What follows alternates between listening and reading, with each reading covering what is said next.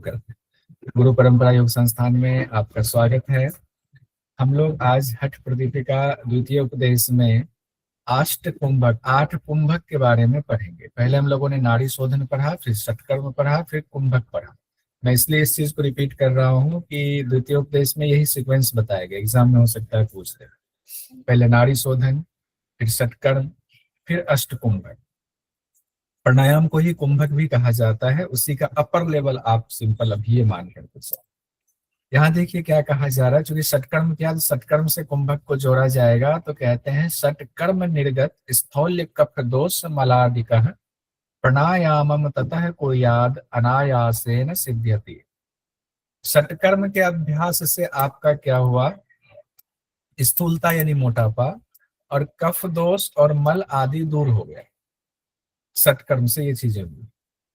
अब उसके बाद क्या करना चाहिए, प्राणायाम का अभ्यास करना चाहिए। प्राणायामम ततः कुर्यात। अब प्राणायाम का जो अभ्यास करेंगे, अनायासेन सिद्ध्यति, उससे आपको अनायास ही सिद्धि मिल जाएगी।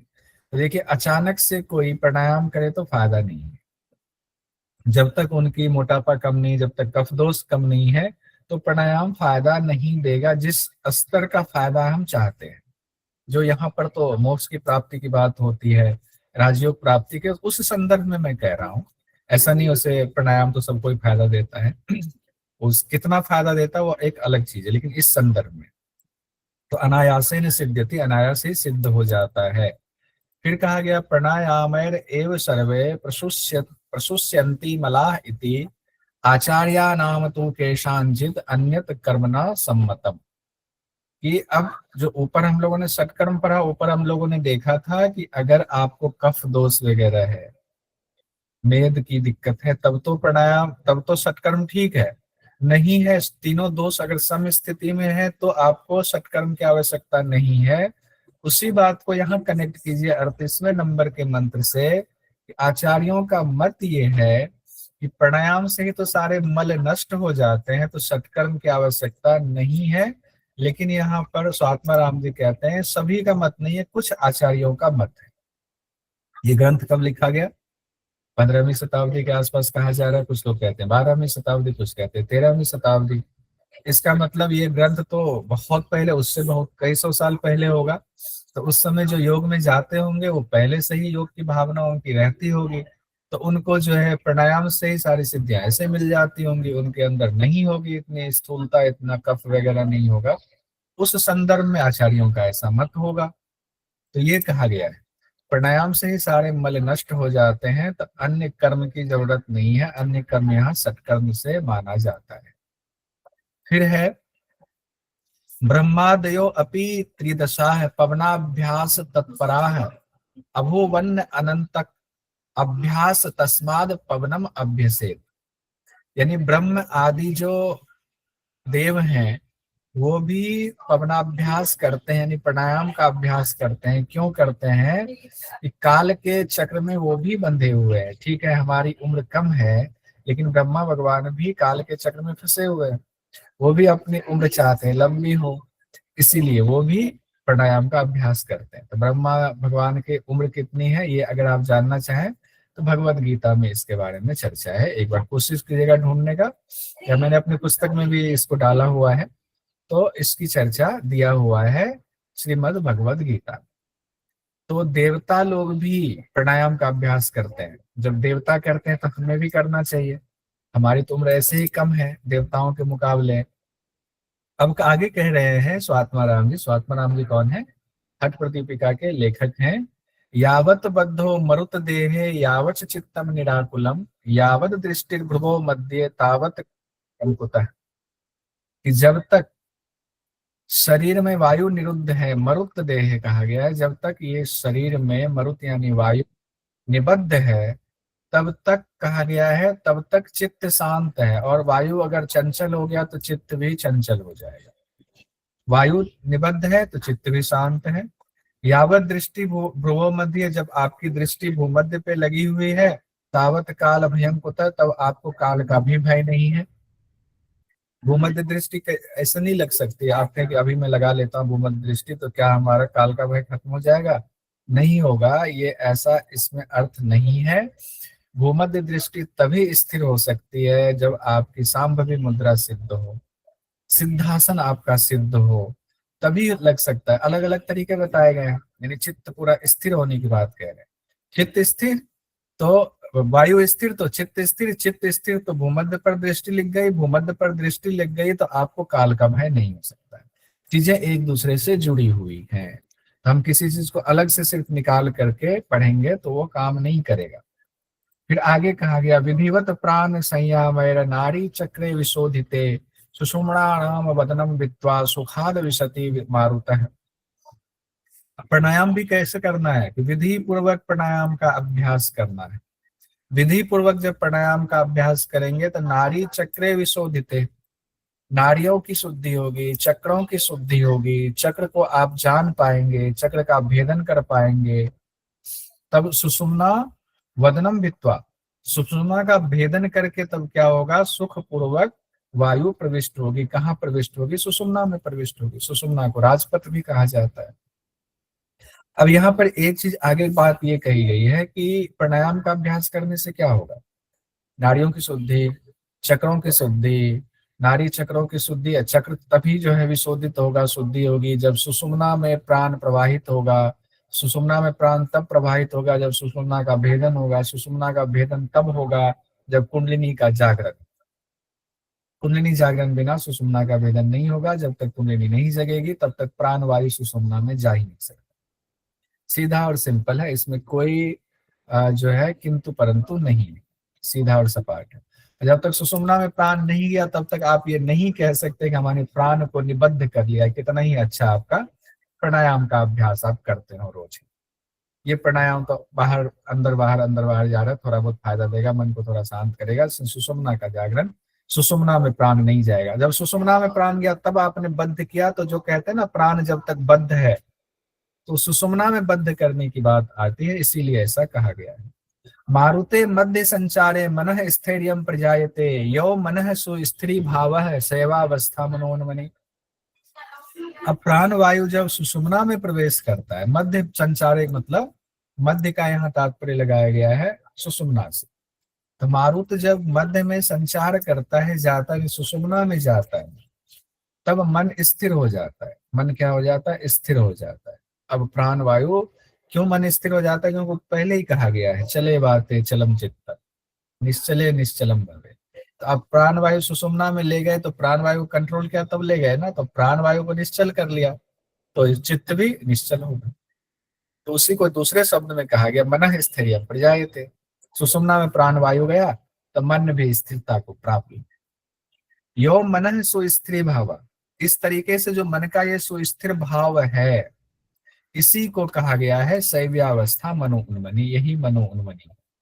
तो यहाँ पर मनो उन्मनी की व्याख्या की गई है हठ प्रदीपिका द्वितीय उपदेश में स्वात्माराम जी ने किया हुआ इंपॉर्टेंट मंत्र है। इसको कहीं नोट कर लीजिएगा अपने स्पेशल डायरी में, जो मैंने कहा था स्पेशल डायरी बनाना, उसमें इसको नोट कर लीजिएगा। क्लियर है। अब आगे हम लोग बढ़ते हैं। तत्सिद्ध ये विधान ज्ञास चित्रान कुर्वन्ति कुंभकान विचित्र कुंभका अभ्यासाद विचित्राम सिद्धिम आपनुयात।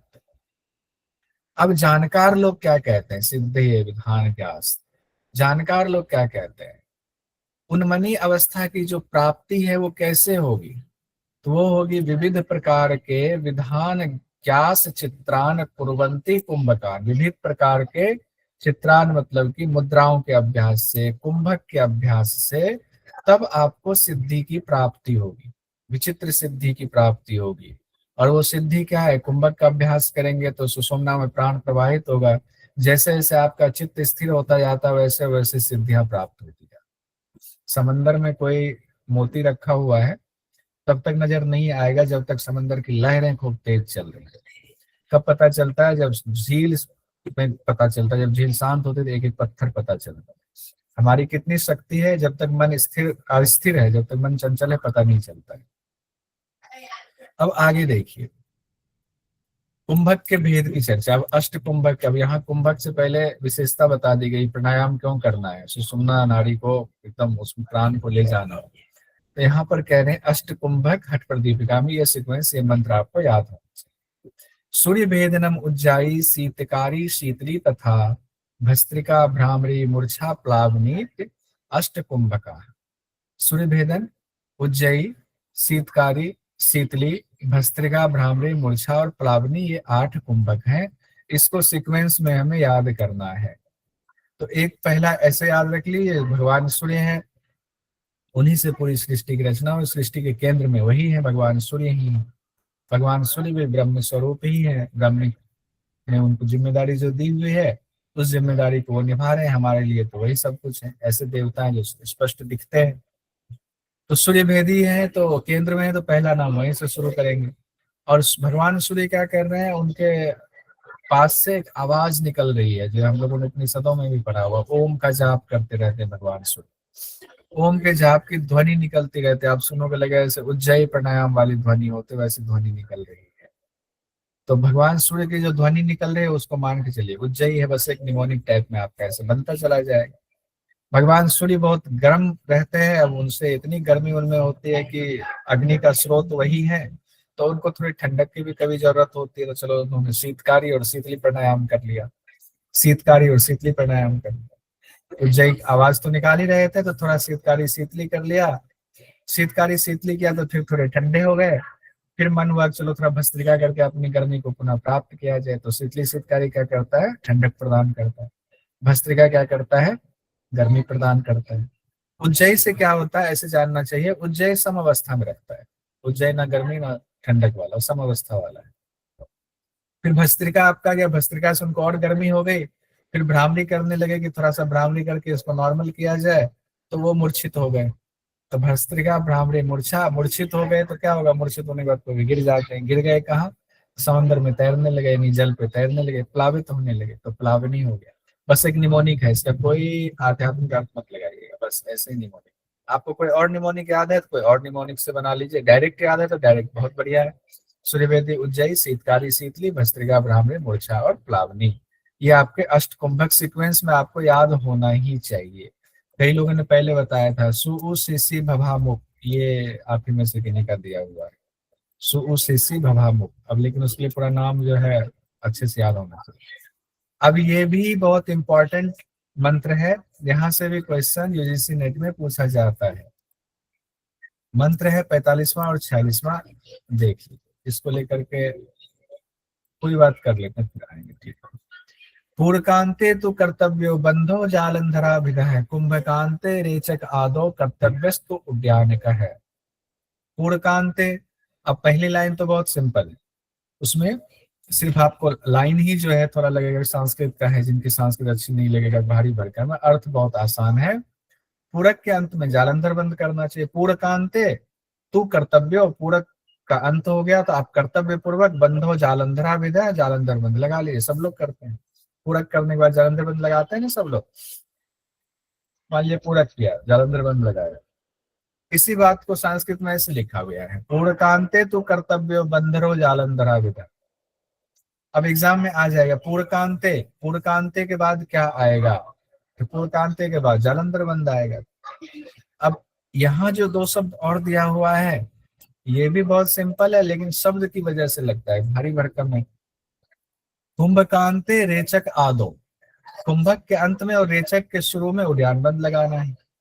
कुंभकांत यानी पूरक किया, कुंभक किया, अब कुंभक लगा हुआ है। अब कुंभक जब खोलेंगे तो कुंभक खोलेंगे मतलब कुंभक का अंत हो रहा है, कुंभक खोलने तो कुंभक का अंत हो रहा है।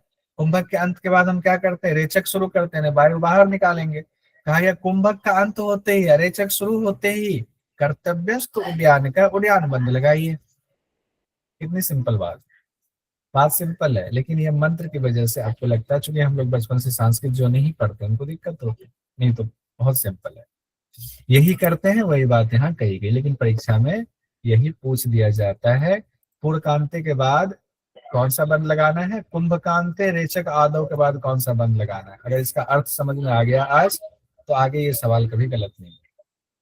अब ये वाला है 46वें नंबर का जो मंत्र है, देखिए, अधस्तात कुंचनेनाशु कंठ संकोचने कृते मध्य पश्चिम तानेन स्यात् प्राणो ब्रह्म नाड़ीगः है। अब यहाँ कहा गया तीनों बंध लगाने की बात कही गई है। जब तीनों बंध लगाते हैं, सिंपल इसका अर्थ है आध्यात्मिक दृष्टि से अर्थ यही है कि जब तीनों बंध लगाते हैं और पश्चिम में आप तानते हैं मध्य वाली भाग को, यानी उदर को आप जब पश्चिम मतलब पीछे तानते हैं तो प्राण जो है वो ब्रह्म नाड़ी में जाता है, यानी सुषुम्ना नाड़ी में जाता है। अर्थ इतना ही है, लेकिन परीक्षा की दृष्टि से कई चीजें बन जाती है और इस मंत्र को लेकर के थोड़ी सी संशय की भी स्थिति होती। क्या संशय है वो देखिए। जनरली ज्यादातर व्याख्याकारों ने यही लिखा हुआ है, अधः स्तात कुंचने आंसू कंठ संकोचने कृत्य। तो इसको ऐसे व्याख्याकारों ने लिखा है कि पहले जालंधर बंद लगाएंगे, क्योंकि ऊपर कहा हुआ पूर्वकांते तो कर्तव्यो बंधो जालंधर विधात, पहले जालंधर बंद लगाएंगे, फिर अधस्तात कहा गया यानी कि फिर उसके बाद मूल बंद लगाएंगे, फिर मध्य पश्चिम तानते उसके बाद उद्यान बंद लगाएंगे। तो इसका ज्यादातर व्याख्याकारों ने ऐसे लिखा हुआ। कुछ व्याख्याकारों ने लिखा हुआ नहीं, अधः पहले कहा गया है तो पहले मूल बंद लगाएंगे, फिर जालंधर बंद लगाएंगे, कंठ संकोच नहीं कहा गया है, और बाद में हम उड़ियान बंद लगाएंगे, इससे प्राण ब्रह्म नाड़ी में जाता है। अब ये जो चर्चा है ये बहस है, सिर्फ परीक्षा की दृष्टि के लिए बहस है। आप कहेंगे तो हम व्यवहार में कैसे लाए? व्यवहार में जो गुरु ने जैसा आपको बताया है उससे सुई की नोक के बराबर भी इधर उधर मत जाइए, इधर उधर मत जाइए, बिल्कुल नहीं। एक शास्त्र पढ़ के कोई अभ्यास नहीं होता है, वो गुरु के हिसाब से अभ्यास होगा या शिक्षक ने जैसा बताया वैसा अभ्यास कीजिए, आपको सफलता जरूर मिलेगी। अब आप कहेंगे तो एग्जाम में पूछते तो हम क्या करें कि कौन सा लगाएं? हम लोग पढ़ कौन सा रहे हैं? प्राणायाम के दौरान ये बंद का बताया जा रहा है, तो मैंने देखा कि जो ज्यादातर लोगों ने जो बात कही हम उसी को रखेंगे। ज्यादातर लोगों ने कहा पहले जालंधर बंद, फिर मूल बंद, फिर उद्यान बंद, क्योंकि ठीक उससे ऊपर वाले मंत्र में ये बात आई हुई है कि पूर्ण का अंत यानी पूरक के अंत में जालंधर बंद लगाना है। पहले जालंधर बंद हुआ, फिर हम मान लेंगे कि मूल बंद, फिर हम उद्यान बंद मान लेंगे, ये सीक्वेंस। अब एक दो और व्याख्याकार का मैं यहाँ पर नोट में मैंने लिखा हुआ है, ये सामान्य है। अब जैसे कि देखिए बिहार स्कूल ऑफ योग की किताब भी बहुत मशहूर है, उसके इंग्लिश वर्जन में लिखा हुआ है, by contracting the perineum, contracting the throat and drawing the abdomen up लिखा हुआ है, ये यहाँ पर लिखा। उन्होंने इसका मतलब ये हुआ कि मूल बंद, फिर जालंधर बंद, फिर उद्यान बंद, उन्होंने ये कहा है बिहार स्कूल ऑफ योग की जो किताब है। हालांकि बाद में मूल बंद और जालंधर, बाद में बिहार स्कूल ऑफ योग की किताब में ही कहा गया है मूल बंद और जालंधर बंद एक साथ लगा दें, ऊपर नीचे वाला एक साथ लगा दें। अब एक किताब ये भी बड़े विद्वान है, द्वारकादास शास्त्री जी, चौखंबा विद्या भवन से इनकी किताब छपी है। इन्होंने कहा नहीं, पहले जालंधर बंद, जो व्याख्या में लिखा, फिर मूल बंद, फिर उद्यान बंद लगाएंगे। ऐसा ऐसे दो व्याख्याएं मुझे मिली थी। आप कहेंगे एग्जाम में, अब एग्जाम वाली बात पर आते हैं। एग्जाम में आप यही रखिए, जालंधर बंद, फिर मूल बंद, फिर उद्यान बंद। अगर उसमें कुछ गड़बड़ी होती है तो हम व्याख्या को देकर के चैलेंज कर सकते हैं। हालांकि अभी तक इससे ये वाले संबंधित सवाल नहीं पूछा गया, इससे आया हुआ, तो ये ध्यान रखें। आइए अभी इसी चीज को मुद्रा चैप्टर में जब आप पढ़ेंगे तो वहां साफ साफ लिखा हुआ, वहां सीक्वेंस में कोई गड़बड़ी नहीं है। तो जब हम लोग वहां आएंगे तो वहां सीक्वेंस आपको दिखाऊंगा क्या कहा गया है। इसको डायरी में कहीं नोट कीजिएगा और क्वेश्चन मार्क भी लगा लीजिएगा। कई बार सवाल आता है, पूछा जाता है कि क्या करें, कौन सा सही कौन सा गलत, अगर हमने वीडियो नहीं देखा, क्लास नहीं पढ़ा, तो ये कंफ्यूजन थोड़ी सी हो जाती है। बहुत सारी जगहों पर ऐसे विरोधाभास आपको मिलेंगे, जैसे एक यम नियम वाले में विरोधाभास था, वैसे विरोधाभास ये भी है, और आगे भी एक दो जगह ऐसा हो सकता है। अगला मंत्र है हमारा, अपानम ऊर्ध्वम उत्थाप्य प्राणम कंठाद अधोनये योगी जरा विमुक्त है सन षोडशाब्द वया भवेत। अपान को जब ऊर्ध्वम करते हैं, ऊपर उठाते हैं, अपान की गति जनरली क्या होती है, सामान्यतः अपान की गति नीचे होती है, प्राण की गति ऊपर होती है सामान्य स्थिति में। लेकिन योगी लोग क्या करते हैं, अभ्यास के द्वारा प्राण की गति को नीचे करते हैं, अपान की गति को ऊपर करते हैं, ये गति करने की कोशिश करते हैं योगी। कहा गया है अपानम ऊर्ध्वम, अपान को ऊपर उठाना है, उत्थाप्य प्राणम कंठाद अधोनये, प्राण को कंठ से नीचे ले जाना चाहिए, प्राण को उठा करके कंठ से, फिर कहा गया अधोनये तो कंठ से नीचे करना चाहिए। फिर कहा गया इससे योग साधक बुढ़ापा से मुक्त हो जाता है, जरा विमुक्त है, जरा और से विमुक्त हो जाता है। और कैसा विमुक्त होता है, सन षोडशाब्द वया भवेत्, 16 साल के युवक के समान हो जाता है। 16 साल का ऐसा तो नहीं है कि अगर रमन वल्लभ जी हैं तो 16 साल के हो जाएंगे या बाकी लोग हो जाएंगे, लेकिन जोश 16 साल जैसा हो जाएगा, चेहरे पे चमक, एकदम वदने प्रसन्नता, कांति आ जाएगी 16 साल वाले की जैसे। 16 साल का युवक सोया रहेगा और अलसाया रहेगा, रमा वल्लभ जी, चंदन जी उठ जाएंगे, नहीं एकदम जोश वो रहेगा, तो वो एनर्जी रहेगी। तो यहाँ पर क्लियर हो गया, अपान को ऊपर करना है, प्राण को नीचे करना है, इन्हीं दोनों की गति अलग करेंगे तब क्या होगा, तब जो प्राण अपान की गति को जो हम योग के हिसाब से करेंगे तो बुढ़ापा मुक्त होंगे, 16 साल के समान हो जाएंगे। ये भी इंपॉर्टेंट है, बस इसको दिमाग में बिठा लीजिए, आराम से हो जाएगा। हर चीज याद करने की जरूरत तो नहीं है, समझने की भी जरूरत है, इंटरेस्ट लेके पढ़िए, तनाव मत लीजिए। अब हम लोग देखते हैं अथ सूर्य भेदनम, सूर्य भेदी प्राणायाम के बारे में स्वात्मा राम जी क्या कहते हैं। आसने सुखते योगी बद्धा चैवासनम ततः दक्षिणाड्या समाकृष्य बहिस्थम पवनम समय। आसन बिछाइए, सुखपूर्वक उस पर बैठ जाइए। यहाँ पर आसने 2 बार आया हुआ, आसने सुखदे योगी बद्धा चैव आसनम ततः, तो एक आसन तो आया हुआ है आसन के लिए जिस पर आप बैठेंगे, कपड़े का आसन, कंबल का आसन। कपड़ा कंबल इसलिए कह रहा हूँ कि अब तो आप मृग छाल बिछा नहीं सकते, व्याघ्र चर्म बिछा नहीं सकते, पुलिस पकड़ के ले जाएगी। तो आजकल हमारे लिए बहुत सुविधा उपलब्ध है, मैट बिछा लेते हैं, कंबल बिछा लेते हैं, वो है। तो आसन एक तो वो हो गया, दूसरा है कि उस पर जब आप शरीर की जो पोजीशन बनाएंगे, चाहे आप स्वस्तिक आसन लगा रहे हैं, पद्मासन लगा रहे हैं, बद्ध पद्मासन लगा रहे हैं, जो भी लगा रहे हैं, एक तो वो बात आई। आसन बिछाकर सुखपूर्वक बैठ जाइए और दाहिने नाक से वायु को खींचिए। कौन सी वायु को, बहिस्थ पवनम सनय, बाहर जो वायु है उसको खींचना है। तो मतलब क्या हुआ, पूरक करना। पूरक किया, पूरक करने के बाद क्या करेंगे, सूर्यवेदी में कुंभक करेंगे। तो यहाँ पर कहा गया आके साध आनखाग्राच निरोधावधि कुंभये ततः शनैः शब्द नाड्या रेचियत पवनम सनः।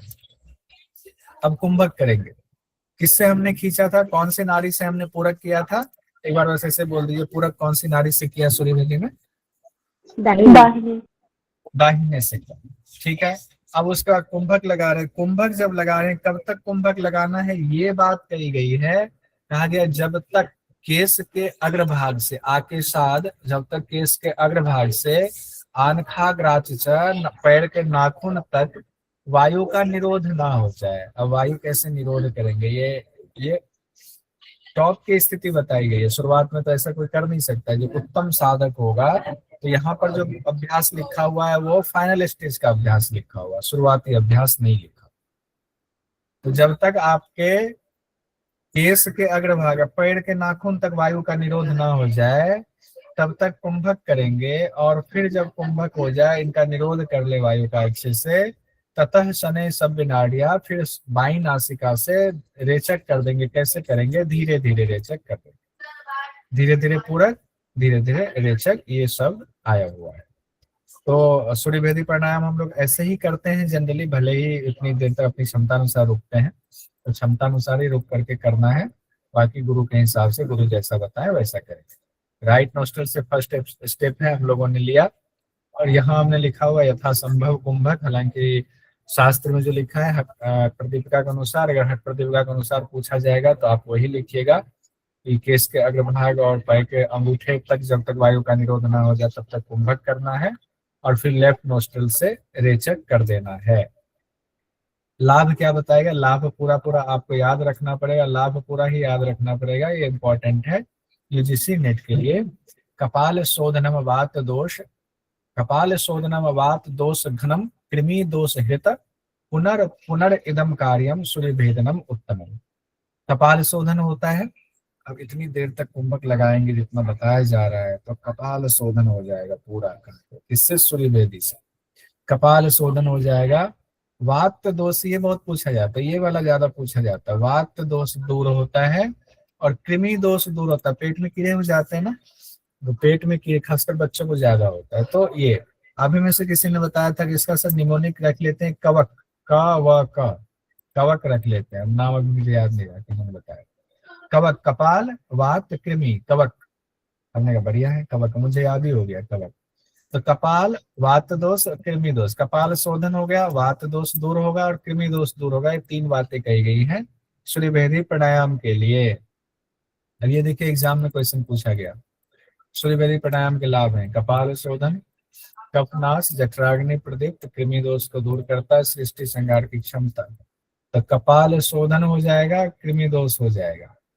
अब देखिए एक चीज, ऐसा क्वेश्चन आया ना तो एक चीज ध्यान रखिएगा, पहले क्वेश्चन पढ़ लीजिएगा यहाँ पर, फिर नीचे ये देखिएगा कि ऑप्शन जो है उसमें कितने सही हैं, लाभ है यहाँ पर। तो हर ऑप्शन में 2 ही दिया हुआ है, यानी कि 5 जो ऑप्शन है उसमें से 2 ही कोई सही है, 2 सही है। क्योंकि अभी तो आप पढ़ रहे हैं, अभी आपको याद है, अभी बहुत सारे ग्रंथ और पढ़ेंगे तो बहुत सारी चीजें विस्मृत हो जाएंगी, लेकिन चित्त में रहेंगी। तो ये फॉर्मूला अपनाइएगा पहले, अच्छा 2 चीजें लेनी है ना, इसमें से 3 नहीं लेनी, तो आपको धीरे धीरे याद आना शुरू हो जाएगा। हाँ ठीक है, कपाल शोधन एक था, तो कपाल शोधन ले लेते हैं। अच्छा कपाल शोधन किस में है, ए में। अच्छा एक में कपाल शोधन है तो फिर डी वाला आ जाएगा, तो बाकी में तो कपाल शोधन है नहीं। कई बार ये फॉर्मूला नहीं भी लगता है, जहां लग जाए वहां तो लगा लीजिए, जहां लग जाए वहां लगाइए, जहां नहीं लग रहा है वहां पर थोड़ा सा याद करना पड़ेगा। नहीं याद है तो फिर तो कोई बात ही नहीं है, फिर तो पीएचडी और असिस्टेंट प्रोफेसर और जेआरएफ 3 कैटेगरी है, कौन सी कैटेगरी में आएंगे वो बाद में डिसाइड। तो ए डी वाला उत्तर सही था। अब आए हम उज्जयी पर, तो बारंबार पढ़ेंगे इसलिए मैं कहता हूँ स्पेशल डायरी में नोट करते जाना है। मीडियम वाला जो आपका डायरी है उसमें नोट कीजिएगा, सूर्यवेदी प्राणायाम विधि लिखने की जरूरत नहीं, विधि सबको पता है, सारे योगा टीचर हैं। लाभ में लिख लीजिएगा, कवक, क व क लिख लीजिएगा। अब उज्जयी प्राणायाम के बारे में क्या कहा गया है ये देखो, उज्जयी प्राणायाम कैसे करना है। कहा गया मुखम संयम में नारिभ्याम आकृष्य पवनम शनैः यथा लगति कंठात तु हृदयावधि स स्वनम। अब मुख को संयम में माने कि बंद कर ले, और फिर क्या कहा गया, नारिभ्याम आकृष्य पवनम शनैः।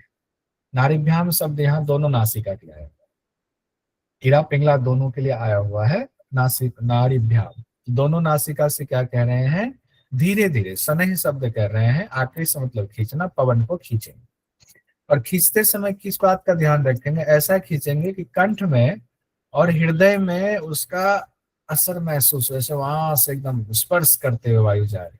उज्जैन में करते हैं कंठ को थोड़ा सा स्क्वीज कर लेते हैं, स्क्वीज करते हैं तो क्या होता है, जब वायु लेते हैं उसका स्पर्श महसूस होता है, कंठ से लगते हुए वायु अंदर जा रही, स्पर्श अनुभव होता है।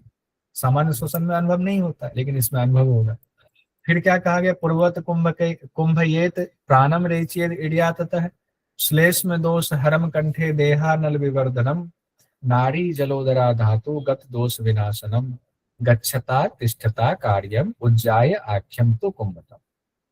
पूर्व की भांति कुंभक इसमें लिखा हुआ है, यानी पहले जो प्राणायाम है उसमें जो कुंभक कहा गया उसकी तरह कुंभक करेंगे, और प्राण जो है उसका फिर इरा से रेचक कर देंगे। कुंभक करने के बाद प्राण को इरा से रेचक कर देंगे, उसके बाद लाभ बताया गया है। अब यहाँ पर एक चीज आप कह सकते हैं, ये कौन से नंबर का कुंभक हम लोग पढ़ रहे हैं, उज्जयी कितने नंबर पर है, 2 नंबर पर, दूसरा ही नंबर है। अब यहाँ पर कहा गया है कि इसका मतलब जैसे पूर्ववत कुंभक कहा गया, तो पूर्ववत कुंभक तो सूर्यभेदी में बताया गया है। कहा गया सिर के केस से लेकर के नाखून तक जब जो है वायु का निरोध ना हो जाए, तो वो फॉर्मूला परीक्षा की दृष्टि से इस पर भी लागू होता है। आप इंटरव्यू देने जाए, आपको चेक करने के लिए कि इस एंगल से आपका दिमाग काम किया या नहीं, चेक करने के लिए आपसे पूछा जा सकता है। बस साधना की दृष्टि से फिर कहूंगा गुरु जैसा बताए वैसा ही। अब तो देखिए सर अब कह रहे एग्जाम में है ये कि केसों के अगर बाघ और पैर के नाखून तक जब तक पसीना ना आ जाए, कौन सी कुंभक के दौरान है, तो अपन इम्पोर्टेंस कौन सी को देंगे, सूर्य वाला ही देंगे, सूर्यभेदी का ही देंगे, ठीक है। और अगर उसमें 2 आ जाता है, 2 है कोई, तो 2 में तब दूसरा में पूर्ववत यहाँ कहा गया है, यहाँ लगा लीजिएगा। अगर 2 आए, कूट वाला आए तब होगा, वैसे जनरली ऐसा नहीं आएगा, एक से ही आएगा, क्योंकि डायरेक्ट वहां पर लिखा गया है, यहाँ पूर्ववत कहा गया है, तो यहाँ पर जोड़ा गया है कनेक्शन, एक डंडा वहां से जोड़ दिया। जैसे होता है ना, जल चढ़ाने तो किसी ने हाथ को छू दिया, तो मेन तो जल वो चढ़ा रहे जिनके हाथ में, दूसरा ने उनको टच कर दिया तो उनका भी माना गया, हमने भी जल चढ़ा दिया, ऐसे वाला होता है, ठीक है। तो इस तरह मेन क्या होगा, अगर एक पूछा जाए तो सूर्यभेदी वाला ही होगा ना, दूसरा नहीं होगा। अब उज्जयी का फल क्या है, श्लेष में दोष हरम कंठे देहा नल विवर्धनम नारी जलोदरा धातु गत दोष विनाशनम। तो अब श्लेष्म दोष को हरता है। श्लेष्म दोष भी कहाँ, कंठ के श्लेष्म दोष को हरता है। श्लेष्म मतलब कफ दोष को हरता है, श्लेष्म दोष को। और देहानल विवर्धनम, शरीर की अग्नि बढ़ाता है। तो उज्जयी भी शरीर की अग्नि बढ़ाता है। ऐसा याद रखिए, उज्जयी कौन कर रहे थे, ऐसे भगवान सूर्य से उज्जयी की आवाज आ रही है तो अग्नि तो है ही, चलो अग्नि बढ़ाती है। अब उसको सूर्यभेदी से मत जोड़ दीजिएगा तो दिक्कत होगी। हाँ वंदना जी। जी सर, हरिओम सर। सर वो खेरण संहिता में जो अपना सूर्य वेद्यन है, तो उसमें तो स्पष्ट लिखा है कि नख से लेके पांव तक, केश पर्यंत तक पसीना आ जाए तब तक कुंभक करना हाँ, है। लेकिन उसमें इसमें शब्दशः आकेशाद अनख्या, जी जी, उसमें शब्दशः इसमें आकेशाद अनख्यात है, तो इसका भी वही मीनिंग लेंगे कि अपना अधिकाधिक, मतलब जितना रोक सकते हैं उतना लें। जनरली कई जगहों पर ये मीनिंग ले लिया जाता है, लेकिन पिछली बार मैंने इसको चेंज किया था ना कि नहीं नहीं, एग्जैक्ट मीनिंग वो है ही नहीं। एग्जैक्ट मीनिंग यही है, क्योंकि लिखा हुआ है निरोधावधि कुंभयेत, जब तक निरोध ना हो जाए। तो निरोध शब्द आया हुआ है जी, जी। इसीलिए, और उसमें घेरन में तो साफ साफ लिखा हुआ है तो इसीलिए लेते हैं। जी, गैरन में इस- तो शब्दशः, हाँ जी। सिर्फ इस सब परीक्षा की दृष्टि से जो है ये सब चर्चा का विषय बनता है, अदरवाइज ये साधना के लिए नहीं बनता है। इससे साधना के लिए आप करते जाएंगे, आपको ठीक। पता भी नहीं चलेगा कब कौन सी स्थिति आपकी हाँ जी, प्राप्त हो जैसे गई। आकेशाद अनख्यात ग्रात का अर्थ होता है, एक अर्थ ये भी होता है ना, शक्ति के अनुसार। एक अर्थ ये नहीं होता है, उसको व्याख्याकारों ने, दरअसल जो व्याख्याकार बुक लिखते हैं, बड़े बड़े व्याख्याकार, वो परीक्षा उनको जी यूजीसी जी नेट के जी हिसाब से नहीं लिखते हैं, वो तो लिखते हैं साधना के हिसाब जी से। इसीलिए वो लिखते हैं कि जी। जितना जो है क्षमता है उस हिसाब से, हम लोग उसका अर्थ शब्द से वो नहीं होता, ये दिक्कत हो जाती है। और हम लोग जी। पढ़ते क्या है, तो ओ, एग्जाम में सब पूछा जा रहा है उस नजर से पढ़ते हैं, तो चीजें इसीलिए कई बार अदल बदल हो जाता है, तो इसलिए थोड़ी जी। दिक्कत हो। अब कहा गया नारी जलोदरा ओके सर, धातु, थैंक यू। ठीक है, गत दोष विनाशनम। तो श्लेष्म दोष कंठ के तो कफ दोष दूर होगा ही, अग्नि बढ़ाने वाला है। नारी जलोदर और धातु, यहाँ से क्वेश्चन पूछा जाता है, नारी जलोदर धातु उज्जयी में कहा गया। नारी जलोदर धातु, तो ये क्वेश्चन बन जाए डायरेक्ट, ये सब छोड़ करके सीधे पूछा जाता है नारी दोष जलोदर और धातु दोष किससे सम होगा या किससे ठीक होगा, तो उज्जयी में कहा गया। और ये बात सब जगह उज्जैन में तकरीबन हर जगह मिलती है। गच्छता तिष्ठता कार्यम, चलते हुए, तिष्ठता बैठे हुए, कार्यम कोई कार्य कर रहे हैं उस अवस्था में भी इसको करते रहिए, आप कर सकते हैं। तो उज्जय प्राणायाम तो हमेशा करते रहिए, जब कहीं जा रहे हैं वायु साफ होनी चाहिए, हवा साफ होनी चाहिए, तो अपना उज्जय प्राणायाम करते रहिए। अब इसके लाभ को भी क्रम से लिख लीजिएगा, पहले कंठ से कर रहे हैं, कंठ का जो है दोष दूर होगा, फिर अग्नि बढ़ाता है, फिर उसके बाद कहा गया नाड़ी जलोदर धातु दोष। अब आगे देखिए क्वेश्चन पूछा गया हठ प्रतिक्रिया के अनुसार उज्जय कुंभक उपयोगी है, किसमें उपयोगी है, कफ दोष में, वात दोष में, धातु दोष में, क्षुधा में, पित्त दोष में। तो पहले फॉर्मूला क्या देखेंगे, नीचे, पहले नीचे आ जाइए। अच्छा सब में दो दो लिया हुआ है, इसका मतलब दो ही सही है, तीन तो गलत है इसमें से। तो दो है तो हम लोग अभी चूंकि तुरंत ताजा ताजा है तो कफ दोष हम लोग जानते हैं, ताजा ताजा है जानते हैं, धातु दोष है। वात दोष किसके लिए कहा गया है, सूर्यवेदी। सूर्यवेदी। सूर्य भेदी जी। कवक, कवक कहा गया सूर्यवेदी, कवक। उसमें से कृमि दोष वाला भी बहुत पूछा जाता है। अब शीतकारी वाला बड़ा इंपॉर्टेंट है, इससे इसका भी सीक्वेंस हमें देखना पड़ेगा कि फल क्या बताया गया है। शीतकाम कुर्यात, क्या चीज, सर उज्जयी के बारे में थोड़ा जानना था सर। हाँ बताइए ना। सर जैसे उज्जयी में एक उसमें आया है कि जब हम उज्जयी का अभ्यास करते हैं तो हमारे कंठ में और हृदय में घर्षण होना चाहिए। तो क्या जब हाँ। सर हम उसका जैसे पूरक किया, जब हम रेचन करते हैं तो रेचन करते समय भी ऐसा आवाज हो, ऐसी कहीं बात आई है क्या इसमें? मैंने कई लोगों से इस बारे में जानना चाहा, आपकी बात सही है, शंका होता है, कई लोगों से जानना चाहा था, हमें दोनों तरह की बातें आई। दो तरह की बात क्या आई, तीन तरह की बात आई, दो नहीं कहूंगा, तीन तरीका हमारे सामने आया। मैं ऋषिकेश तक गया, वहां तक की बात कर रहा हूँ, और यहाँ के कॉलेज से लेकर के। एक तो कहा गया कि मतलब लेते समय भी एकदम शीशी की ध्वनि होनी चाहिए, हिसिंग साउंड होना चाहिए सांप वाला, लेते समय भी और छोड़ते समय भी, ठीक है। ये एक तो ये बात आई दोनों समय। एक बात आई कि नहीं लेते समय करना है, छोड़ते समय नहीं करना। तीसरी बात ये आई कि लेते समय सिंपल ही लेंगे और छोड़ते समय सिर्फ हम जो है एक्सेल के समय सिर्फ वो ध्वनि निकालेंगे लगते हुए।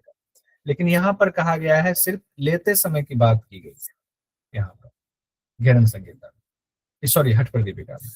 तो अब तीनों बातें हैं, तो मेरे मन में आया कि अब इसमें दिक्कत होती है, जिस गुरु के थ्रू कर रहे हैं वो जैसा बताए, गलत कोई भी नहीं है। जैसे समाधि के करोड़ों विधि है, लाखों विधि है, तो उसमें से एक विधि कोई अपनाना है तो विधि हर दूसरे से थोड़ा सा कुछ अलग होगा, तो अलग होने से वो गलत नहीं होता है। जिस गुरु के द्वारा आपने सीखा हुआ वैसे कीजिए, वही सही है। जी सर, ग्रंथ के व्यवहार हिसाब में- से अगर पूछते हैं तो हम यही बताएंगे सर जो इसमें है अभी लेते समय। हाँ, लेते समय कहा गया है कि कंठ में और हृदय में स्पर्श करते हुए महसूस हो, शास्त्रतः तो यही। वो सर क्या था, सब जब सर मेरा इंटरव्यू था तो मैं गया था तो मैंने ऐसे ही बताया था उनको, तो वो भी कह रहे हैं, फिर भी कह रहे हैं ये गलत है, छोड़ते समय भी होना चाहिए। तो मैंने कहा जनरली व्यवहार में हमारे पढ़ने में तो ऐसा है नहीं। हाँ, ज्यादातर करते समय छोड़ते समय भी ऐसा कराया जाता है, लेकिन यही अब मैं कहता हूँ कि इसी परीक्षा की दृष्टि से तो उत्तम है। करते समय तो दोनों में ही कराया जाता है, और करते समय बहुत सारे लोग तो आवाज बहुत तेज निकालने लग जाते हैं, तो ये हो जाता है। अब आइए शीतकारी में आते हैं। अच्छा क्या आपने पूछा, बाकी लोगों का भी होगा, आगे जाएंगे तो वो कहेंगे नहीं इंटरव्यू में कि दोनों तरफ से भाई आवाज निकालना, लेकिन वो साथ साथ ये जोड़ दें। अब वेदन जी क्या जोड़ दीजिएगा कि दोनों तरफ से आवाज निकालते हैं, लेकिन हठ प्रदीपिका द्वितीय उपदेश में सिर्फ लेते समय ऐसी बात कही गई है, ये जोड़ दीजिएगा, तुमको लगेगा कि नहीं बहुत ज्यादा। शीतकाम कुर्यात् तथा वक्त्रे घ्राणे नैव वृजम विकाम एवं अभ्यास योगेन काम देवो द्वितीयकः। मुख से शीतकार ध्वनि के साथ पूरक करना, फिर नासिका से घ्राणे नैव वृजम विकाम, नासिका से निकाल देना।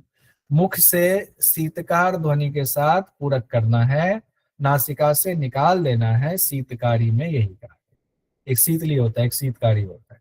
जब हम लोग शीतकारी करते हैं, क्या करते हैं जनरली व्यवहार में करने में, दांत पे दांत चढ़ा के सीसी सीसी करते हुए वायु खींचते हैं जनरली। लेकिन देखिए यहाँ पर मुख से सिर्फ कहा गया, एग्जाम के लिए महत्वपूर्ण हो जाता है। एग्जाम में हो जाएगा, कह देगा हठ प्रदीपिका में शीतकारी की विधि बताई गई है, एक दे देगा दांत पे दांत चढ़ाए, दांत के बीच से वायु खींचे, एक सिंपल देगा मुख से शीतकारी ध्वनि के साथ वायु खींचे। ऐसे कंफ्यूज करने के लिए 3-4 लाइन दे देगा। अकॉर्डिंग टू टेक्स्ट जो कहा गया है एग्जाम की दृष्टि से, उसमें दांत वाली बात आई नहीं, ठीक है। अब इसमें कहीं भी कुंभक लगाना है ऐसा नहीं लिखा हुआ है, लेकिन व्याख्याकार लोगों का कहना है कि कुंभक इसमें अंतर्निहित है, क्योंकि कुंभक ही है, अष्ट कुंभक पढ़ रहे हैं, उसके बिना नहीं होगा, तो कुंभक इसमें अंतर्निहित माना जाए व्यवहार की दृष्टि से। लेकिन परीक्षा की दृष्टि से कुंभक नहीं बताया गया तो नहीं बताया गया। फल क्या होगा, इसके अभ्यास से कामदेव के समान हो जाएंगे, दूसरे कामदेव के समान। एक तो कामदेव मेन वो है ही, उसके पर्यायवाची के रूप में दूसरे कामदेव के समान हो जाएंगे। तो ये पहले भी बात हुई थी, कामदेव के समान हो जाएंगे। फिर क्या होगा, योगिनी चक्र सम्मान्य सृष्टि संहार कार्य कह ना क्षुधा न तृषा नैवालस्यम प्रजायते। योगिनी जो योग करने वाली हैं उनके बीच में सम्मानित होंगे, वो बड़ा सम्मान की दृष्टि से देखेंगे कि नहीं ये योग करने वाले हैं। अब कामदेव के समान हो जाएंगे, इसका मतलब है कि तो सामान्य आदमी कामदेव के समान हो जाए तो ऐसे तो नहीं हुआ होगा, उसने बहुत साधना की होगी, तो सम्मानित ऐसे हो जाएंगे अगर चमकने लगे, बदन में प्रसन्नता और नाद स्फुटन सब होना शुरू हो जाए, कांति आ जाए। अब आया सृष्टि संहार की उनकी क्षमता आ जाएगी। तो पहला आया द्वितीय कामदेव के समान, योगिनी समूहों में सम्माननीय, सृष्टि संहार की क्षमता आ जाएगी, ना क्षुधा ना तृषा, यानी भूख प्यास कंट्रोल हो जाएगा। और फिर कहा गया निद्रा नैवालस्यम प्रजायते, निद्रा और आलस्य पर भी वो कंट्रोल कर लेंगे, निद्रा और आलस्य पर भी कंट्रोल कर लेंगे। अर्जुन का था ना, निद्रा पे कंट्रोल था, उनको गुड़ाकेश कहा जाता है, गुड़ाकेश, निद्रा पर कंट्रोल था। तो ये अब आपकी डायरी में ये सीक्वेंस में लिखा होना चाहिए। 2, 3, 4, 5, 6, 7 बातें कही गई है किसके बारे में, शीतकारी के बारे में। 7 लाभ बताए गए हैं, छोटे छोटे सीक्वेंस में लिख लीजिए, और कोई बड़ी बात नहीं याद करना, तुरंत हो जाएगा। 7 वो हुआ, उसके बाद ये देखिए 7 तो वहां तक हुआ, आगे कहा गया है भवेद स्वच्छंत देहस्तु सर्वो उपद्रव वर्जितः अनेन विधिना सत्यम योगिंद्रो भूमि मंडले।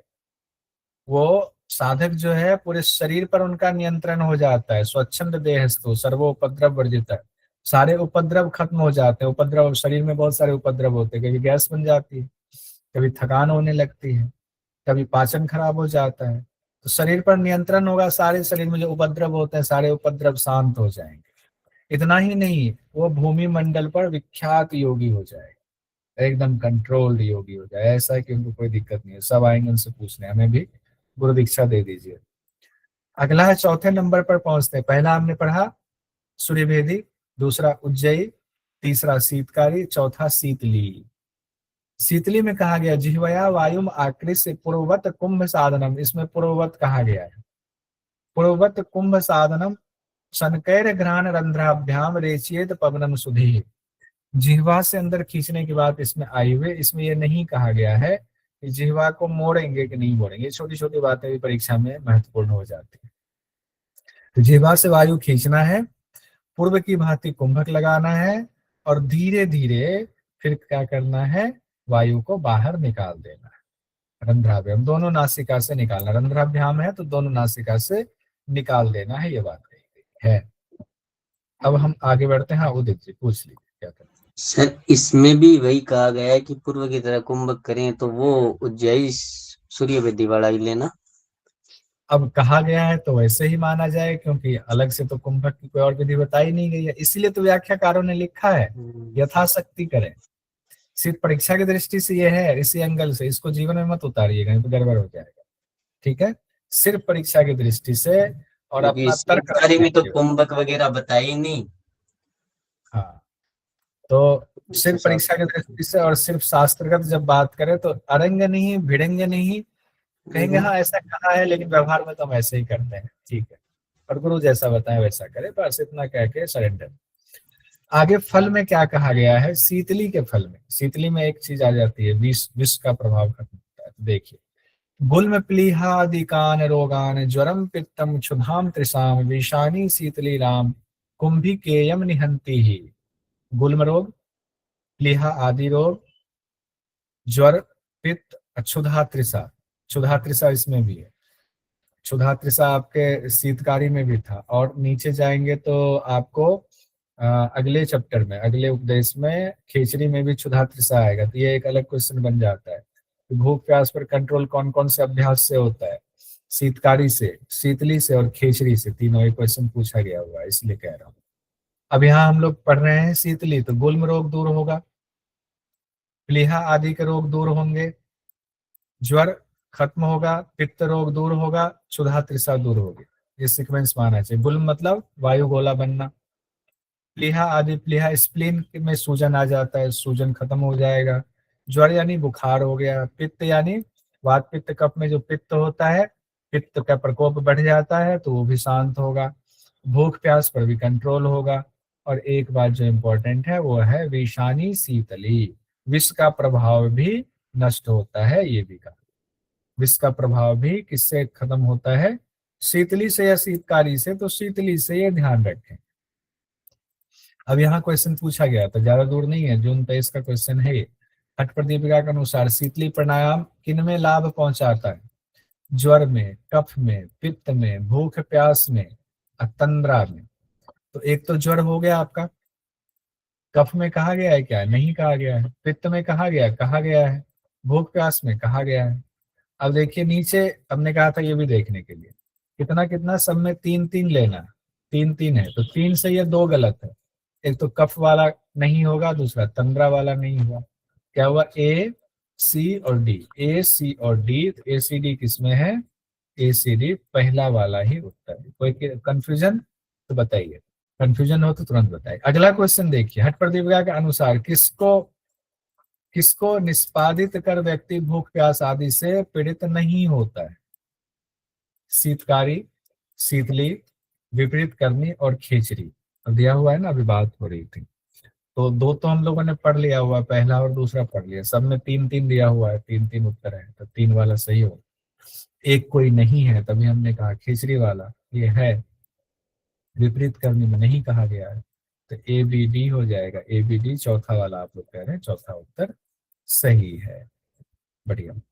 अब हम लोग आते हैं भस्त्रिका प्राणायाम के बारे में क्या कहा जा रहा है, भस्त्रिका कुंभक के बारे में क्या कहा जा रहा है। पूर्वोर उपरी संस्थाप्य शुभे पाद तले उभे पद्मासनम भवेद एतत् सर्व पाप प्रणासनम। तो पहले तो यहाँ पद्मासन की ही विधि बता दी गई है।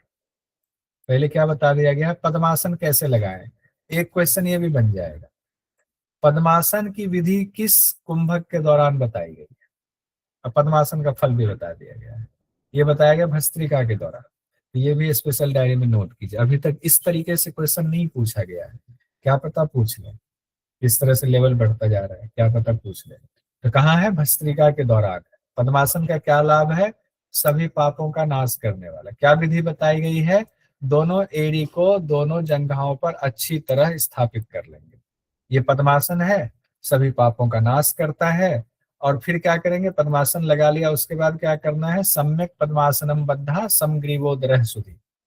सम्यक पद्मासन लगा करके, और फिर कहा गया है कि सम ग्रीवोदर, ग्रीवा और उदर को, अब देखिए दो चीजें कही गई। अब यहां से क्वेश्चन बन जाएगा कि भस्त्रिका के दौरान किस किस अंग को कहा गया है सीधा रखना है। तो ग्रीवा और उदर कहा गया, जबकि इसका आध्यात्मिक कोई अर्थ नहीं है। आध्यात्मिक अर्थ है पूरे शरीर को ही सीधा रखते हैं, जैसे सिंपली करते हैं, कमर गर्दन सीधी रखते हैं। अब यहाँ ग्रीवा और उदर कहा गया, ये शब्द की वजह से एग्जाम में क्वेश्चन बन जाता है, ग्रीवा और उदर। जैसे कि इस बार पूछा गया था कितने अंगों को ऊपर उठाने की बात है, तो 3 अंगों को ऊपर उठाने की बात कही गई है उपनिषद में, तो आया था, उससे क्वेश्चन पूछा गया था इस बार। तो यहाँ से वैसे पूछा जा सकता है, ग्रीवा उदर, ग्रीवा उदर, ग्रीवा उदर को सम रखना है। मुख संयम यानी मुख्य को बंद रखना, मुख को यत्न पूर्वक बंद रखना है। प्राणम घ्राणेन रेचयेत्, और प्राण को पहले बाहर निकाल देना है। तो भस्त्रिका में क्या है, पहले प्राण को रेचक करना है, वायु का पहले रेचक कर दीजिए। अब जब रेचक कर दिया तब जाकर के पूरक शुरू करना है एकदम तेजी से। कैसे करना है, यथा लगति हृत कंठे कपालावधि सास्वनम वेगेन पूर्येद च अपि हृत पद्मावधि मारुतम। अब कहा गया है पहले तो रेचक करना, तो रेचक के लिए ये बात कही गई है कि रेचक करते समय में ऐसे करेंगे कि हृदय और कंठ पर वो उसका स्पर्श महसूस हो, और फिर वेग पूर्वक उसको खींचेंगे, और ऐसा वेग पूर्वक खींचेंगे कि हृदय पद्म तक स्पर्श महसूस हो वायु का। भस्त्रिका में बात हो रही है। फिर कहा गया पुनर्विरेचयेत तद्वय पूर्येत च पुनः पुनः यथैव लौहकारेण हस्ता वेगेन चाल्यते।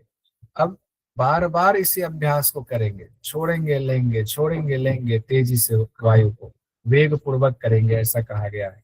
हृदय पद्म तक स्पर्श हो, निकलते समय भी स्पर्श हो। तो इस विधि से पूरक और रेचक, पूरक रेचक करेंगे। शब्द यहाँ जोड़ा हुआ है, यथैव लौहकारेण भस्त्रा वेगेन चाल्येत्। जैसे लोहार अपने भाथी को चलाता है, लोहार अपनी भाथी को चलाता है। अब तो इलेक्ट्रिक भाथी आ गया, पहले ये भाथी होता था हाथ से चलाने, उसी प्रकार से भस्त्रिका करना है। अब यहाँ पर कहा गया कब तक करना है, इस शब्द को एक बार अभी ध्यान रखिएगा, अभी इस पर आता हूँ। यथैव लौहकारेण भस्त्रा वाला आता हूँ, पहले एक बार कंप्लीट कर लें अभ्यास। तथैव स्व शरीर स्थम चाल्येद पवनम धिया यथा श्रमो भवेद देहे तदा सूर्येन पूर्यते पूर्येत। कहा गया जब तक शरीर ना थक जाए तब तक करते जाइए, तब तक करते जाइए। क्या करते जाइए, पूरक रेचक जैसे बताया गया नियम से वैसे करते जाइए। जब तक शरीर ना थक जाए तब तक करते जाइए, और जब शरीर थक जाए तब कहा गया है कि सूर्य भेदी से, सूर्य नाड़ी से पूरक कीजिए। यानी कि हम लोग जनरली ये करते भी हैं, भस्त्रिका के बाद 1 राउंड सूर्य भेदी प्राणायाम करते हैं। तो कहा गया थकने के बाद सूर्य नाड़ी से पूरक कीजिए, और सूर्य नाड़ी से पूरक करने के बाद कहा गया है यथोदरम भवेत पूर्णम अनिलेन तथा लघु धार्येन नासिका मध्या तर्जनीभ्याम बिना दृढ़म विधिवत कुंभकम कृत्वा रेचयेद इडिया अनिलम। यथोदर, अब ऐसा भरिए राइट से श्वास कि पूरा पेट को भर लीजिए, पूर्ण रूप से भर लीजिए, और भरने के बाद धार्येन नासिका, नासिका को धारण कीजिए कुंभक लगाने के लिए। धारण भी कैसे करना है, मध्यमा और तर्जनी के बिना करना है। तो तर्जनी हुआ ये इंडेक्स फिंगर, और मध्यमा हो गया मिडिल फिंगर, इसके बिना करना है। तो ये प्रणव मुद्रा लगा करके नासिका को धारण कीजिए। हालांकि यहाँ जालंधर बंद नहीं कहा गया है, लेकिन माना जाता है ऐसा। धारण कीजिए, कुंभक कीजिए, और विधिवत कुंभक करने के बाद रेचयेद इडिया अनिला है। फिर उसके बाद इड़ा से बाहर निकाल दो। पहले भस्त्रिका, जब तक थक ना जाए तब तक भस्त्रिका करेंगे, थकने के बाद सूर्य नारी से पूरक करेंगे, कुंभक करेंगे और रेचक कर देंगे, ये बात कही गई है। और यहाँ पर बीच में मध्यमा तर्जनी के बिना कहा गया है, तो प्रणव मुद्रा लगाने की बात आ रही है, यही बात है यहाँ पर। अब लाभ में आते हैं। वात पित्त श्लेष्म हरम शरीर अग्नि विवर्धनम कुंडली बोधकम क्षिप्रम पवनम सुखदम हितम ब्रह्म नारी मुखे संसत कफाद्य अर्गल नाशनम। वात पित्त कफ जो है ये तीनों ही दूर होता है। तो वात पित्त श्लेष्म हो गया, श्लेष्म कफ हो गया, तीनों को हरता है। तो वात पित्त कफ तीनों को हरने वाला अभ्यास है भस्त्रिका, तीनों होता है। शरीर की अग्नि भी बढ़ती है। शरीर की अग्नि अभी किसमें और पढ़ा था हम लोगों ने? शरीर की अग्नि बढ़ती है, एक में और पढ़ा था, बताइए। उज्जयी प्राणायाम उज्जयी प्राणायाम में पढ़ा था, उज्जयी में शरीर की अग्नि बढ़ती है। और यहाँ भस्त्रिका में भी कहा भस्त्रिका से अग्नि बढ़ती है, ये भी कहा। वात पित्त कफ दोष दूर हुआ, शरीर की अग्नि बढ़ती है। कुंडलिनी जागरण होता है, कुंडलिनी बोध होता है, कुंडलिनी जागृत होगी। और तो कुंडलिनी जागृत होगी तो क्या होगा? उसके बाद कहा गया ब्रह्म नारी पर जो है कफ जो है वो दूर होगा। कुंडलिनी जागरण कराता है और ब्रह्म नारी का कफ दूर होगा। तो अब कफ दूर होगा तभी जागरण होगा। वैसे तो अगर इसको आध्यात्मिक दृष्टि से देखें तो ये है, तो ब्रह्म नारी का कफ दूर होगा, वहां का मल दूर होगा, कुंडलिनी जागरण होगा। जागरण होगा तो प्राण वायु फिर अंदर जाएगी सुषुम्ना में। अब कहा गया है सम्यक गात्र समुद्भूत ग्रंथि त्रय विभेदकम विशेषे नैव कर्तव्यम भस्त्राख्याम कुंभकम त्वम इदम। जैसे ही ब्रह्म द्वार पर कफ दूर होगा, यानी ब्रह्म द्वार किसको कहा गया है? ब्रह्म नारी की बात आ रही है, तो सुषुम्ना की बात आ रही है। वहां पर अगर गंदगी दूर हो गई और कुंडलिनी का बोध हो गया तो वायु कहाँ जाएगी? सुषुम्ना में जाएगी। जब वायु सुषुम्ना में जाएगी तो क्या होगा? ग्रंथि त्रय विभेदकम, तीनों ग्रंथियों का भेदन होगा। जब सुषुम्ना में प्राण जाएगी तभी तो ग्रंथियों का भेदन होगा, तीनों ग्रंथियों का भेदन होगा। विशेषे नैव कर्तव्यम भस्त्राख्याम कुंभकम त्वम इदम। इसीलिए इसका अभ्यास विशेष रूप से करना चाहिए, क्योंकि इसमें कुंडलिनी जागरण भी हो रहा है, वात पित्त कफ भी दूर हो रहा है, तीनों ग्रंथियों का भी भेदन हो रहा है। तो कितना लाभकारी है। इसका लाभ एक साथ देखेंगे, लेकिन उससे पहले एक शब्द हमने कहा था, उस शब्द पर आते हैं। वो शब्द था यथैव लोहकारेण भस्त्रावेगे, यथैव लोहकारेण भस्त्रावेगे। तो ये तो पढ़ लिया यथैव लोहकारेण भस्त्रावेगे। भस्त्रावल लोहकार्य से शब्द किस अभ्यास के लिए कहा गया? कपालभाति कपालभाति नहीं, पक्का है या दो तीन लोग ही बोल रहे हैं? सब लोग सर भस्त्रिका भस्त्रिका सर, भस्त्रिका। भस्त्रिका में ये थोड़ी कहा गया भस्त्रावल लोहकारस्य। भस्त्रा कपालभाति कपालभाति में भस्त्रावल्लो है और कपालभाति में है। हाँ, भस्त्रिका में लोह कारण है। ये है कपालभाति। ये एग्जाम में पूछा जाता है, इसीलिए मैं कह रहा, ये आया कपालभाति में और ये आया आपका भस्त्रिका कुंभक में। ये क्वेश्चन बन गया एग्जाम की दृष्टि से, क्योंकि एग्जाम में पूछा गया भस्त्रावल्लोह लोहकारक शब्द किसके लिए इस्तेमाल किया गया? तो कपालभाति के लिए, एक कपालभाति कपालभाति के लिए किया गया है। और यथैव लोहकारेण भस्त्रावेगेन चाल्यते, ये भस्त्रिका के लिए कहा है। आप कहेंगे अर्थ तो एक ही, हाँ अर्थ एक ही है, एक ही अर्थ है, लेकिन पूछ दिया गया एग्जाम में, क्या करेंगे? तो इसको थोड़ा सा याद कर लीजिए। एक याद कर लिए, दूसरा वाला अपने आप हो गया, दूसरा वाला उनके लिए है भस्त्रिका की। एक आम मेरा तो दूसरा किसका? मेरा तो मेरे घर में जो दूसरा पार्टनर है उसका, सीधी सी बात है। अब यहाँ से हम आगे बढ़ेंगे। हाँ, रेशमी से बताइए। सर लोहकार से तक पता है, जैसे कि लोहार की नौकरी के समान करना है सर। वो भस्त्रावल्लभ का फिर उसका क्या अर्थ है सर? दोनों का एक ही अर्थ है, बस एक ही के लिए शब्द अलग अलग होता है ना। कान इधर से घुमा के पकड़े, इधर से पकड़े, एक ही बात। दोनों का अर्थ एक ही होता है। एक ही चीज के लिए पर्यायवाची शब्द होते हैं, कहने का तरीका अलग हो जाता है, बस इतना ही है। एक ही बात है, अलग नहीं है। ठीक है।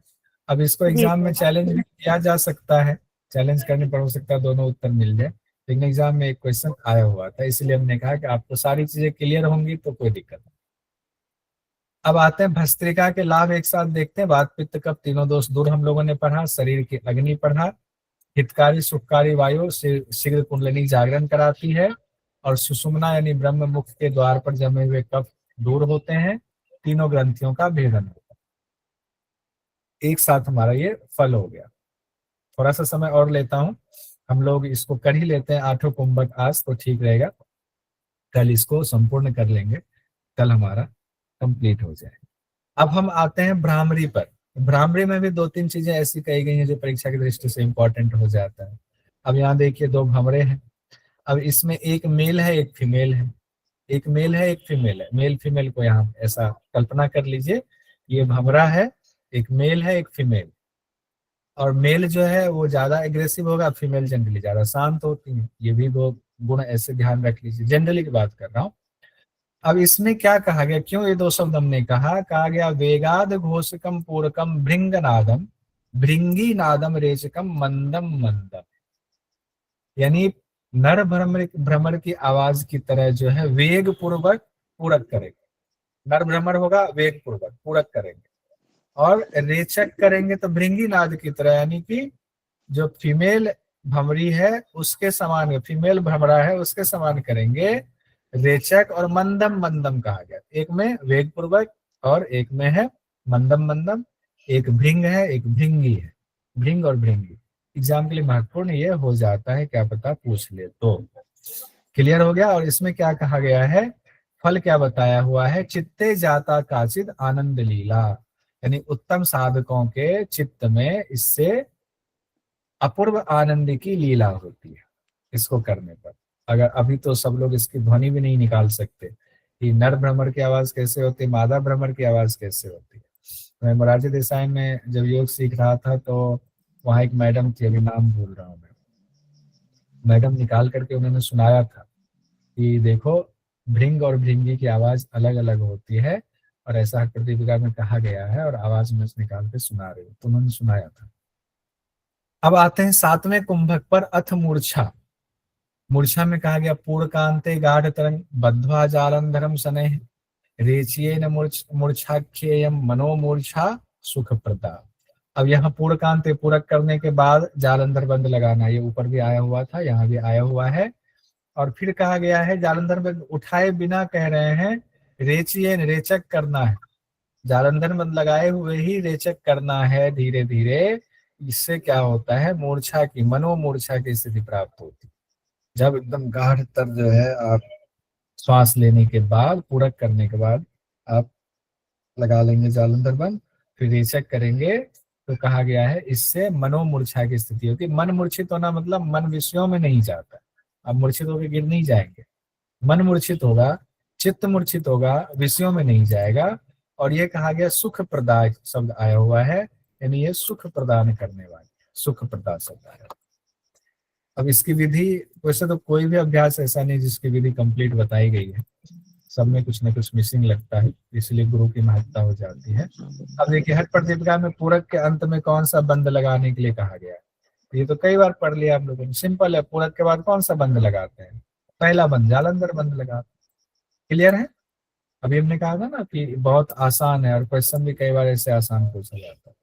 तो खामगा कई बार जब कुछ ज्यादा ही आसान क्वेश्चन पूछा जाता है ना, हम कंफ्यूज हो जाते हैं, इतना आसान कैसे पूछ दिया, कुछ तो बात है इसमें, तो हम गलत करके आ जाते। अब है 8वां कुंभक। अष्ट कुंभक में अथ प्लावनी अंतः प्रवर्तितोदार मारुता पूरितोदरः पयस्य अगाधे अपि सुखाद प्लवत पद्म पत्रवत। अंतः प्रवर्तितो उदरो, अब उदर में जो पहले से जो वायु है उसी से, अंदर के जो वायु है उसी से ही उदर को पूरित करना है, पहले ये कहा गया। फिर कहा गया है कि जब आप अथाह जल में, पयस्य अगाधे अपि, अथाह जल में भी आप फिर जो है जब उदर को पूरा भर लेंगे अंदर के वायु से, पूर्वक पद्म पत्र की तरह, यानी कमल पत्र की तरह उस पर तैरते रहेंगे। अपने आप में फल है। अब आ जाए 2012 वाले फिल्म के हिसाब से पूरा, तो उसमें जो आप तैरते रहेंगे, आप नहीं डूबेंगे, चाइना जाने की जरूरत नहीं है उसके जहाज पे चढ़ने की, तो ये कहा गया है। अब यहाँ पर बात जो ये पहली लाइन को लेकर के है, इसकी व्याख्या अलग अलग तरीके से होती है। कई जगहों पर सीधे लिया जाता है कि पूरक करेंगे और उदर को भर लेंगे। कई जगह पर शब्दशः लिया गया है कि पहले शरीर के अंदर के वायु से उदर को पूरित करेंगे, उदर पूरी तरह से वायु से भर लेंगे। तो 2 बार बात कही गई है, तो इसका मतलब है कि एक बार अंदर के वायु, एक बार बाहर से भी लेना होता होगा। दोनों वायु से लेकर के पेट को पूरा भर लिया, फिर जो है जल में चले गए। तो ऐसे योगी मिलते हैं कि आपको स्विमिंग पूल में आराम से या तालाब में पड़े हुए हैं, पद्मासन लगा करके डूब नहीं रहे हैं। तो ऐसा होता है, तो उनकी साधना होती है, आसान नहीं होता है। 8 के 8 हम लोग एक बार इसको कल देखेंगे तो ज्यादा अच्छा रहेगा। तो आज तो अभी ताजा ताजा है, सबको याद ही होगा, कल इसको रिवीजन कर लेंगे एक साथ 8 अभी बस मुझे ये बता दीजिए हैंड रेज करके कि किनको किनको 8 कुंभक सीक्वेंस में याद हो गया, और कल जो है इसके विधि और लाभ याद करके आइएगा। तो लाभ किसी से भी पूछ लूंगा, फिर हम लोग इसको रिवीजन कर लेंगे और कल हमारा द्वितीय उपदेश कंप्लीट हो जाएगा। तो